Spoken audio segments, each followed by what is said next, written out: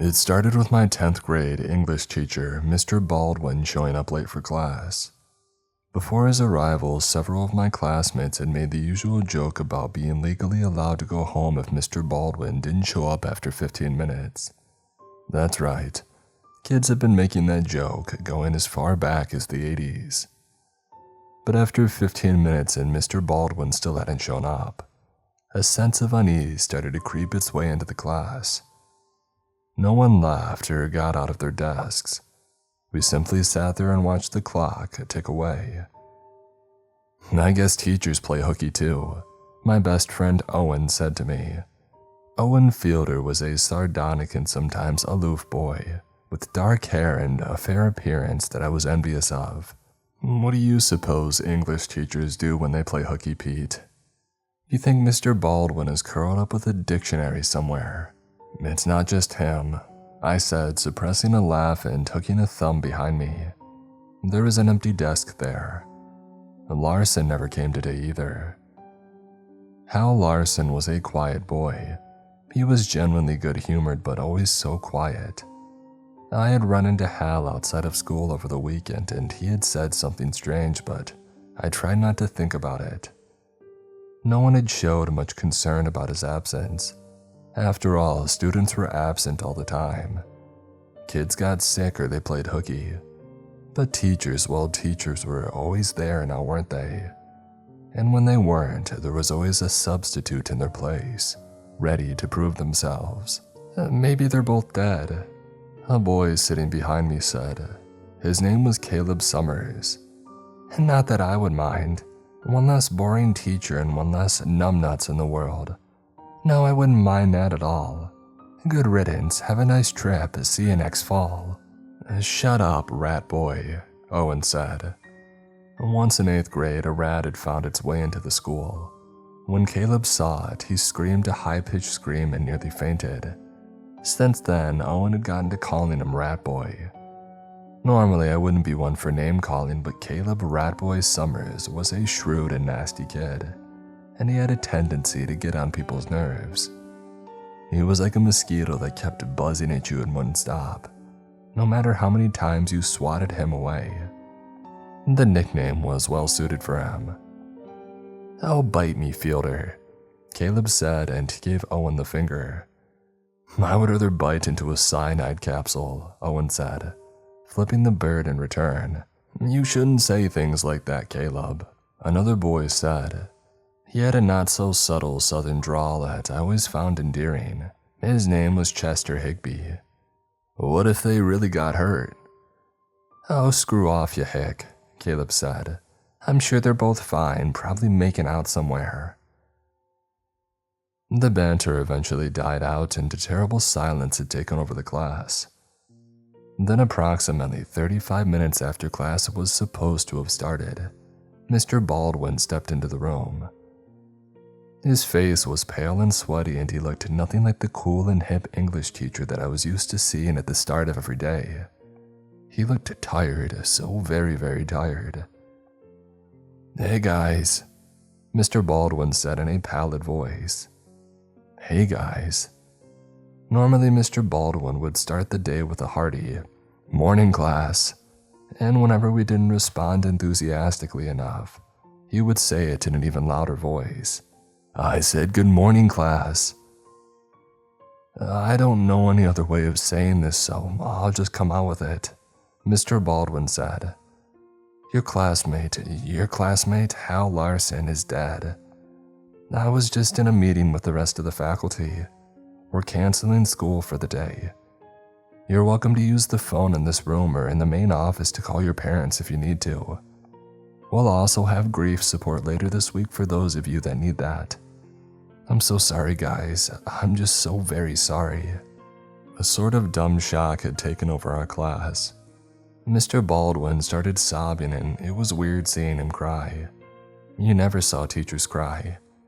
Occasionally you saw them at the supermarket and that was strange enough, but you never saw them cry. No one said anything for what felt like an eternity, and then a girl started sobbing as well. Other students had similar reactions and some asked Mr. Baldwin what had happened. but he wouldn't say. But most of us just hung our heads in a kind of numb sorrow. This was the first time that I had experienced a death this close. Sure, I had distant relatives that died, but I saw Hal Larson every day of the week. And now he was dead. It felt unreal. I thought the encounter that I had with Larson outside of school, I had tried to forget it, but it was hard to forget now. The memory rang loud in my head. Pete, you're not going to believe it," Larson had said, running up to me a couple of days ago. His face was sweaty and he was more energetic than usual, and he had a very intense look in his eyes.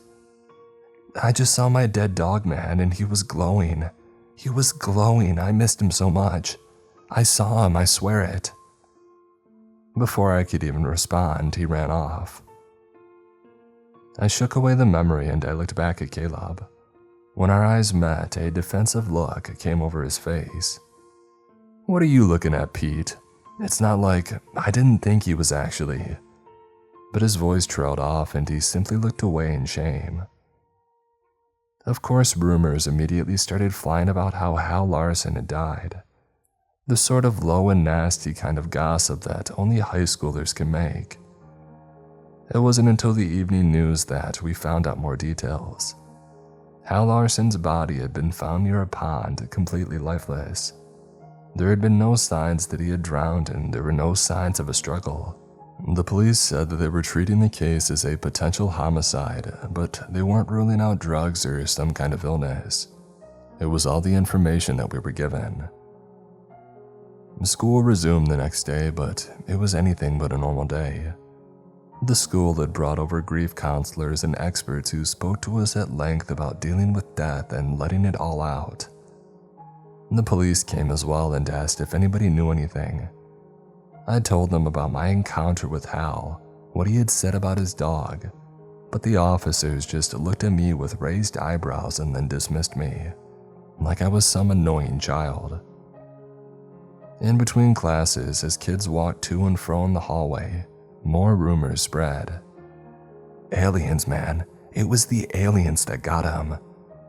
He obviously OD'd. I got a cousin that OD'd. Hey, you got any more pills? What if there's really a killer out there? Oh Jesus, oh Jesus." I swear that I saw him the other day. He said that he saw his dead dog. Isn't that kind of strange? He said his dog was glowing. I don't know, he was into some weird stuff, man. He was such a sweet guy. He was horrible. He was in with the wrong people. Oh Jesus, what if I'm next? It's wrong, Chester said in one of our afternoon classes. All these terrible things people are saying about Larson, it just ain't right. Savages, Owen said. The guy hasn't been cold for more than 24 hours and people are piling on him. It makes me want to hurl. But what do you think happened? I asked sincerely. I hated the gross rumors as well, but there was a part of me that deeply wanted to know why Larson had died. His death was a total mystery. It was almost as if the life had been sucked from his body. I had told Owen and Chester about my encounter with Larson, and neither of them could make any sense of it. I don't know, Owen said sadly. I don't want to know. I hope it was peaceful, Chester said. I hope whatever happened, he went peacefully.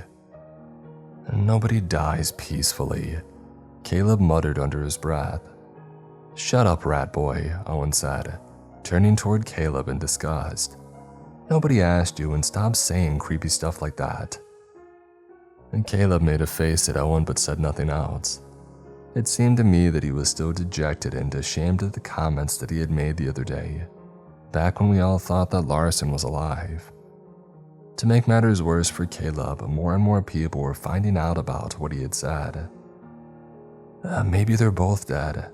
Not that I would mind, no, I wouldn't mind that at all. High school gossip was like a terrible game of telephone. Somebody said one thing and that one thing was stretched and pulled and changed until it no longer resembled the original thing that it once was. Words were like wind, always flowing and changing direction. It was Summers, man. It was Summers that did Larson in. You hear what Summers said. He said, I wish I had killed Larson. No, he said that he did kill Larson. Didn't you hear Summers hated Larson? He had been planning this for years. Yeah, Summers is messed up in the head. He's a freak. Glowing said his dog was glowing. Well, how did Summers do it? Oh God, what if I'm next? Oh, Summers is gonna get his. It didn't matter what Caleb actually said. His words had taken on a new life, and words eventually reached the adults about Caleb's little joke, or one of the telephone diversions of it, and the police came to speak with him. Nothing came out of it, legally at least, but from that point on, whenever Caleb had walked the hallways, people would step away from him, like he smelled or he had the plague. People would sneer and somebody pushed him into a locker. And Caleb Summers had become a leper. I almost feel sorry for Summers, Owen said one day after school. We were watching Caleb leave the school and some kids were heckling him. Almost. Oh, come on, Owen, I said. Caleb, he sucks, but he doesn't deserve this. Doesn't deserve it, Owen said, irritated. This is Caleb Summers that we're talking about here. The same Caleb Summers that laughed at Molly Hansen when her cat went missing. The same Caleb Summers that called Darren Lowe a you-know-what. The same Caleb Summers that cut Larry McDaniel's bicycle tires. As far as I'm concerned, Rat Boy is getting what he deserves. I guess, I said, but he didn't have anything to do with Larson. This is high school, Pete, Owen said matter-of-factly. So Rat Boy will get hazed a little bit. No one actually believes he's the killer. By next week, people will have forgotten all about him. I could do nothing but shrug and hope that that was the case. A vigil was held for Hal Larson on Friday night. It was a beautiful ceremony that took place on the high school's athletic field. Larson's parents spoke and many of his teachers and classmates were scheduled to speak as well. Everybody lit candles and the whole field was bright with little orange flames. I was with Owen and Chester near the back. I hope I never see my mom cry like that, Chester said. God, that was hard to take. I feel so bad for his parents. I don't know if my mom would be happy or sad if I died, Owen said. I couldn't tell if he was joking. It was hard to tell sometimes. I wonder if I would get a vigil like this if I died, I thought morbidly. Mr. Baldwin had taken the stage and was giving a speech, but his voice had faded away into the background because of what I saw. I saw 3 people who were walking away from the vigil. Even in the dark, I could tell one of them was unmistakably Caleb. The other 2 figures were leading Caleb into the school. No, forcing him was more like it. I nudged Owen and Chester and I pointed at the 3 figures moving in the dark. Oh, this is not good, Chester said. Yeah, we have to check it out, I said urgently. Do we have to, Owen said, but eventually sighed. All right, let's go. The 3 of us put out our candles and made our way to the school entrance and slipped inside the building. We walked down the school's darkened hallways. It was eerie being in school after dark. It didn't take long to find them. They were in the gymnasium. It was the screaming that gave them away. When we walked into the gym, Caleb was on the ground in tears and his nose was bleeding. 2 students were standing over him. One of them was kicking Caleb, kicking him hard. The student who wasn't doing the kicking was Alan Hawks. He was the quarterback of our football team. Alan in a lot of ways was unlike most jocks. He was an all-around decent guy who was nice to everybody. He hung out with the other jocks, but he would also play cards with the nerds. He had a vast comic book collection, aced every test, and he could sling a football 60 yards without even trying. He was a total Boy Scout, but tonight he towered over Caleb like some sort of vengeful Greek god. The other boy was Trevor Madison. If Alan was Superman, Trevor was his Lex Luthor. He was fond of leather jackets and he smoked on the regular. He didn't care about school spirit or football games and he flunked at almost everything. I don't think that he had ever read a comic book in his life. He was the one who was kicking Caleb. Alan Hux and Trevor Madison were both on two opposite ends of the high school spectrum, and seeing the two of them standing together was a surreal experience. Superman and Lex Luthor had joined forces. There had been so much heat on Caleb this week, so much frustration taken out on him, and now it had all come to this boiling point, where two students stood over him, like a pair of lions ready to pounce on a gazelle.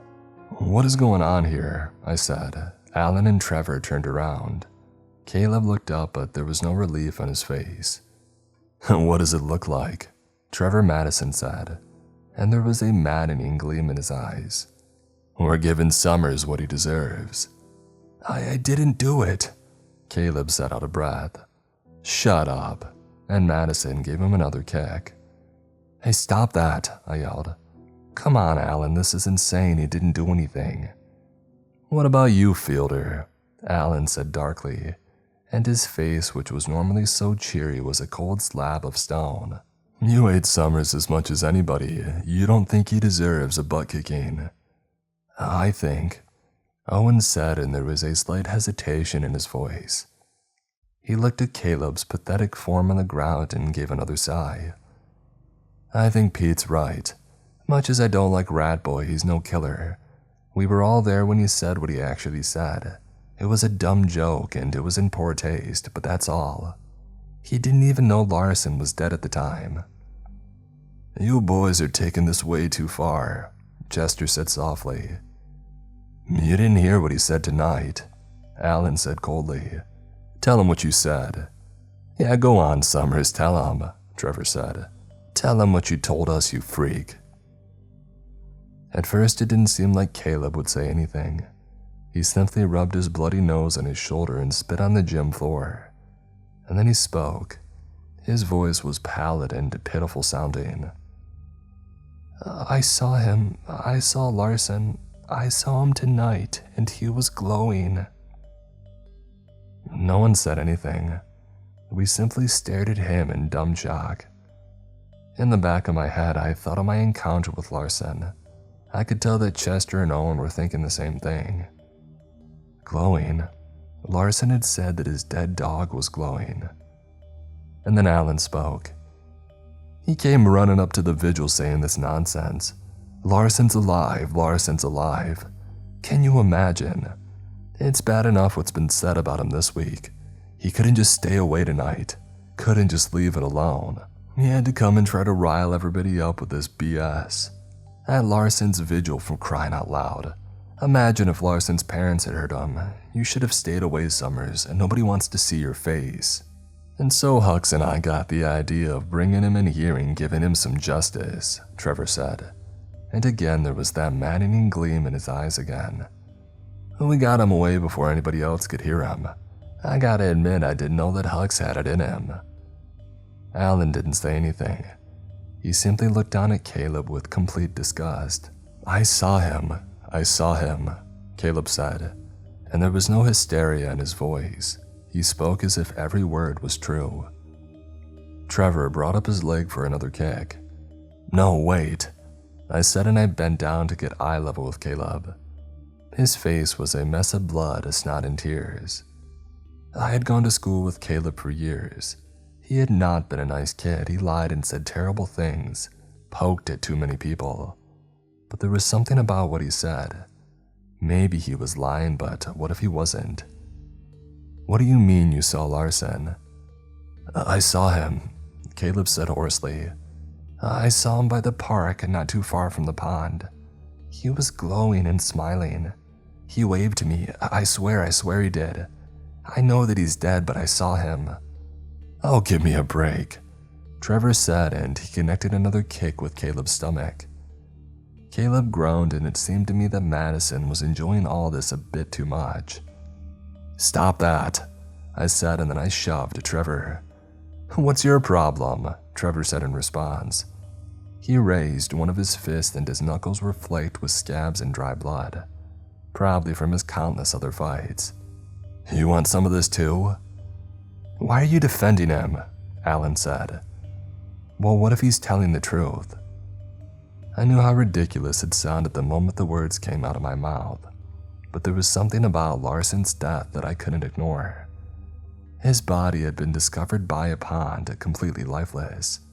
There had been no sign of a struggle, and so far no official statement on his death. What if something had gotten Larson? Something terrible like out of a nightmare or a campfire story. Something that lurks in the dark but glows when it wants to be seen. I know this sounds crazy, I said, but I ran into Larson before he died.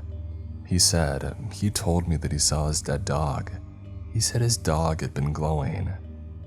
You started that, Alan said, raising an eyebrow. I thought it was just another BS rumor floating around. It's true, I said defensively. I did run into Larson and he did tell me that. And now Caleb is saying something similar. Well, because he heard the rumor, Trevor interjected. He heard about what Larson said and how he's trying to spin his own BS on it to rile people up. I don't doubt that you did run into Larson, Alan said to me, and I believe he did tell you that he saw his dead dog. Maybe he was onto something. Maybe he was messing with you, who knows? There's a lot that we don't know about Hal Larson, only that he didn't deserve to die. But Summers here, Summers I don't believe. Summers is a parasite and he was trying to disrupt the vigil. That I can't let stand. But what if Caleb is telling the truth too? I said thoughtfully. And what if Larson really did see his dead dog, and he went looking for it and then it got him? And maybe now that same thing that got Larson is pretending to be Larson. Again, I was painfully aware of how ridiculous it all sounded. Do you hear what you're saying? Trevor said. Larson got done in by something pretending to be his dead dog. You're worse than Summers, at least he knows that he's full of it. I admit it sounds far-fetched, Chester said, but I've heard of strange things like this back in Louisiana. There are folklore, legends and such. Yeah, and maybe the boogeyman is real too, Trevor said mockingly. In fact, I think that I saw a Santa Claus last year.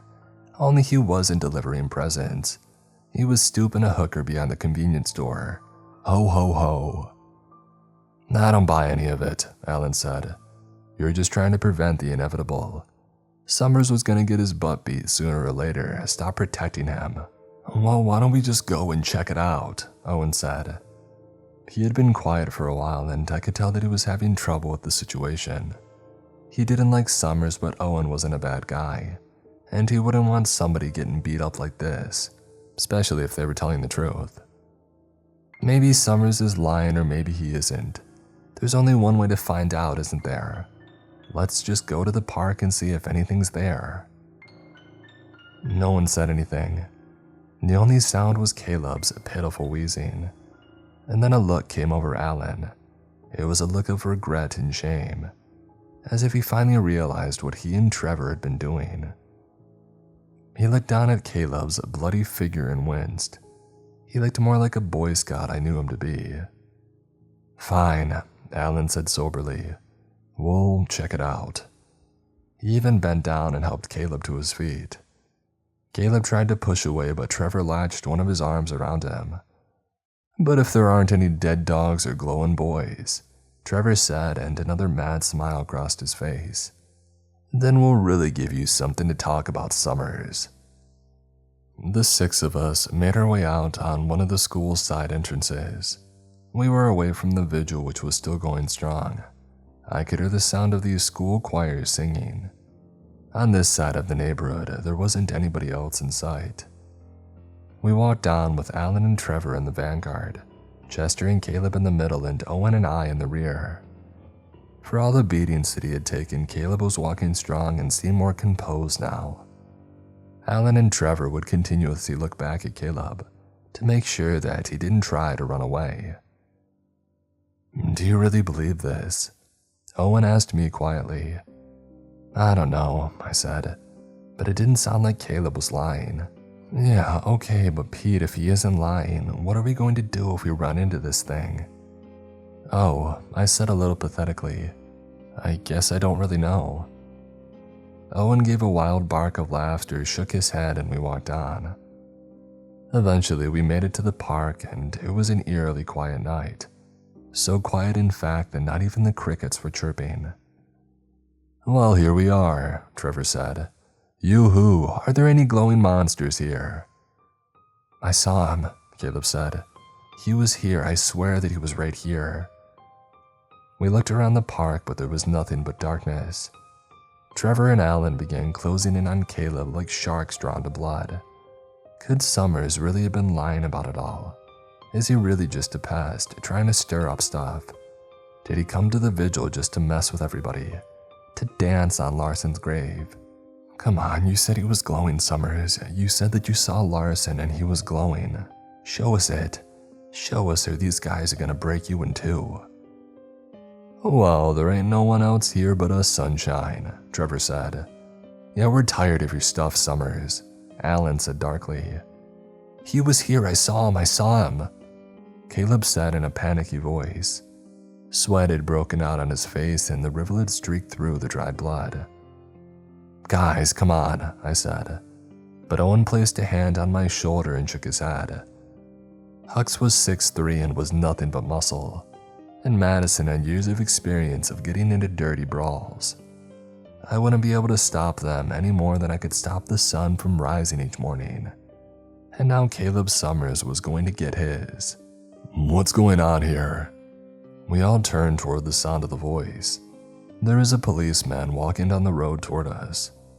Caleb didn't waste a moment. With Alan and Trevor distracted, he immediately ran the other direction into the dark.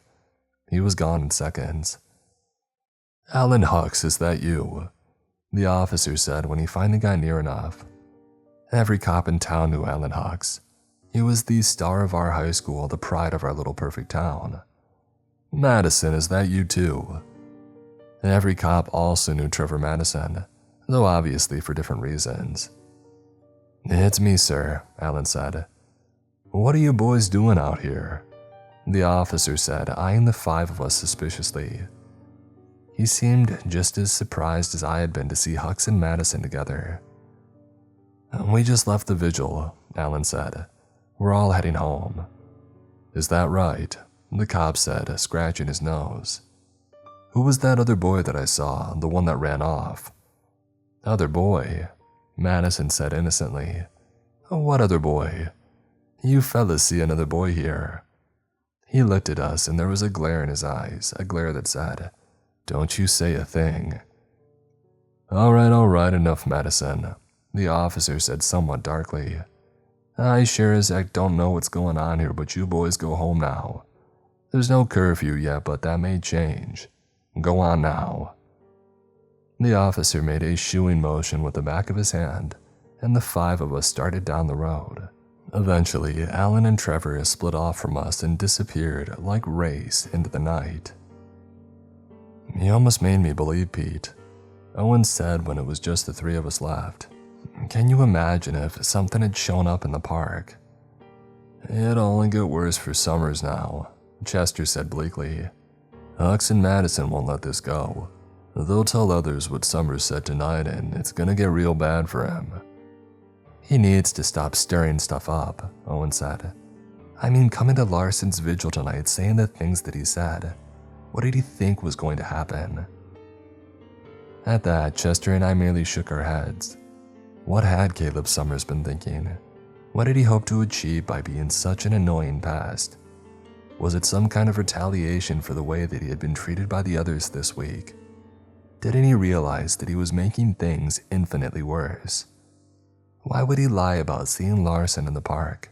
And couldn't he feel the fervor that was taking over the school, the town even? Didn't he know people were upset about Larson's death, not just the tragedy but the mystery of it all? Didn't he understand that Larson's death was a blotch on our perfect little town and people were screaming for answers, screaming for justice? "I saw him. He was glowing." Things did get worse for Caleb Summers after all. Hux and Madison told people about Caleb's antics at the vigil and word spread very fast. If he hadn't been already, then there was no doubt that Caleb was now public enemy number one, as far as our high school was concerned. More and more people started shoving him in the hallway.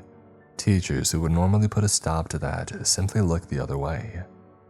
Once while walking down the hall, I even saw Mr. Rathers bump into Caleb.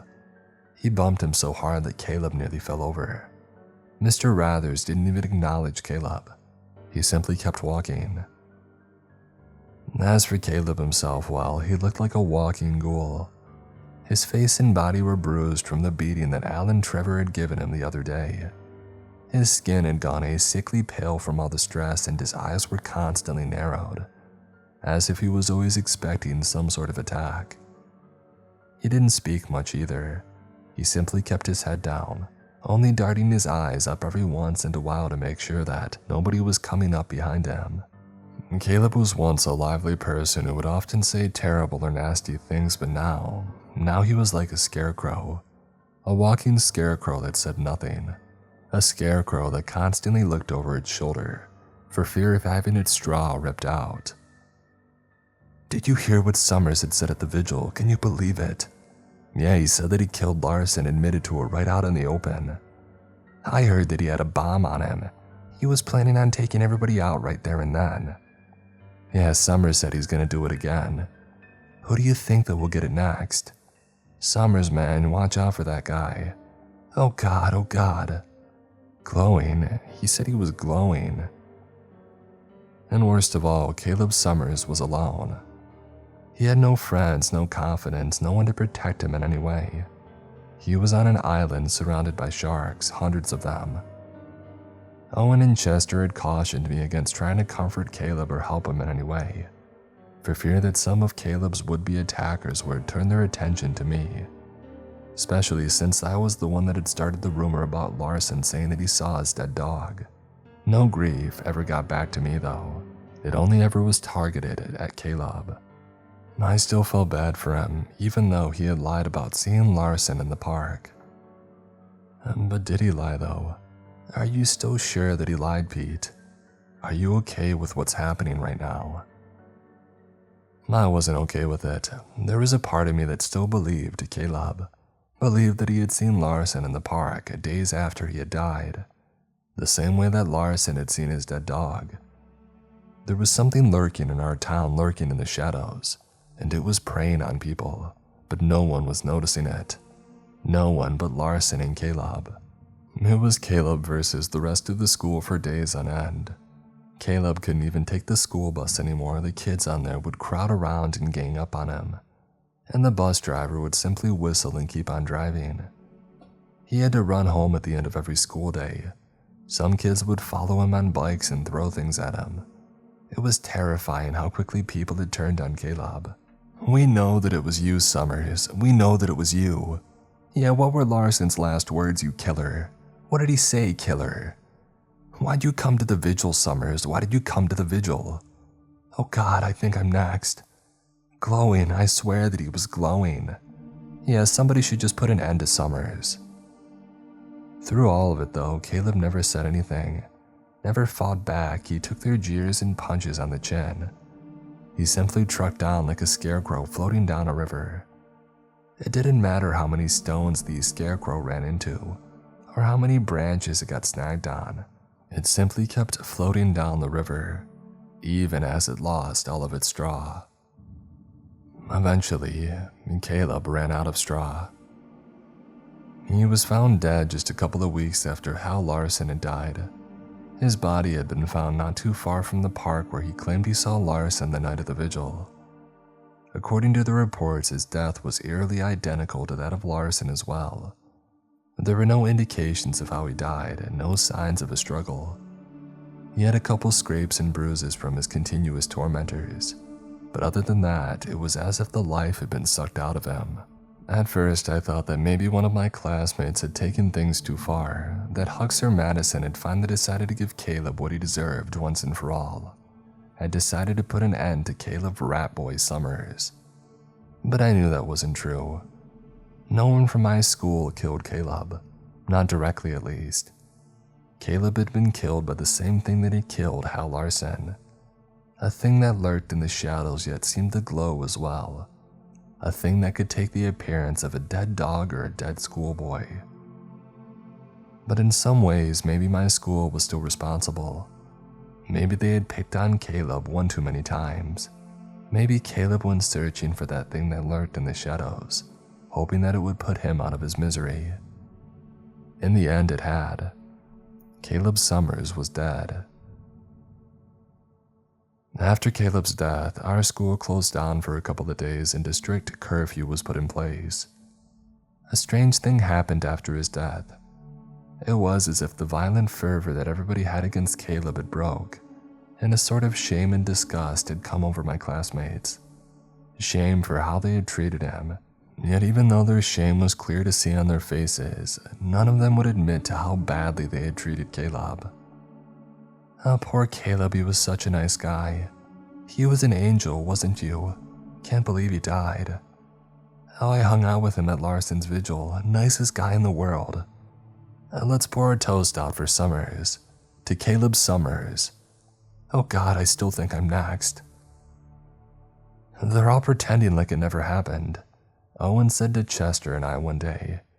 We were hanging out in my backyard, and the curfew wouldn't be for another hour. Like Rat, like Summers, wasn't on top of everybody's crap list for weeks on end. We're guilty in all this, Chester drawled. We should have listened to you, Pete. We should have stuck up for Caleb, it all went too far. It doesn't matter now, I said gloomily. Do you think whatever got Larson got Caleb? The glowy thing, Chester asked, and there was clear fear in his eyes. I simply nodded. After that, Chester left, saying that he had to be home soon. It was just Owen and I, and for a while neither of us spoke. And then Owen said, "Did I ever tell you that I was best friends with Summers when we were kids?" I shook my head. It's true. Back in elementary school before you boys moved here, I used to hang out with him all the time on the weekends. Our houses aren't that far apart, and he got me a pop gun for one of my birthdays. Can you believe that? I still have it somewhere buried in my room. The strange thing is, I can't remember why we stopped being friends. It's just a blur to me, Pete. One day we were friends and the next day we weren't. One day I was hanging out with him and the next day I was hanging out with you and Chester. Why do kids stop being friends with each other? Why do they stop, Pete? When did he stop being Caleb Summers to me and become Rat Boy? I wish I could say sorry to him. God, I'm so sorry. I'm sorry too, was all that I could say. Eventually, Owen laughed. It got dark and curfew set in. The stars were out and the moon was bright. There was a small open field behind my house and I was going to go inside when something caught my eye. There was somebody standing in the field. It was Caleb Summers, and he was glowing. "Caleb, is that you?" I said in shock. I hopped my backyard's fence and ran into the field. It was Caleb. His skin was white and there was a glow to him. He was waving at me and he was smiling, gesturing for me to come closer.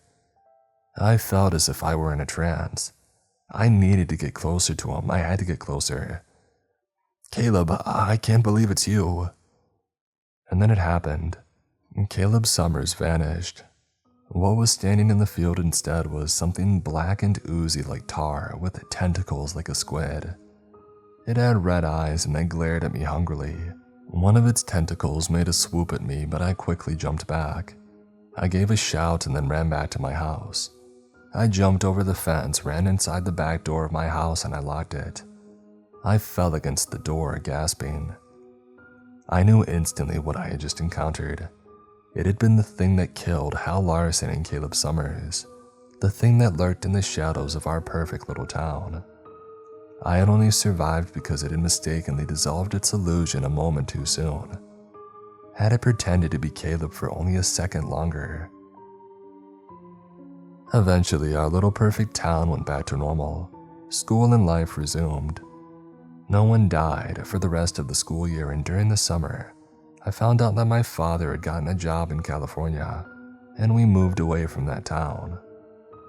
Owen, Chester, and I said that we would always stay in touch, but eventually that stopped and I lost contact with them. I haven't spoken to them in years. I never forgot about them though, or about Hal Larson and Caleb Summers. Part of me wants to go back to that perfect little town, see if Owen and Chester are still there. I wonder what they've been up to all these years. But another part of me is afraid that when I walk those streets at night, I'll see something glowing in the dark, and it'll be Caleb Summers waving at me. Caleb Summers smiling and glowing.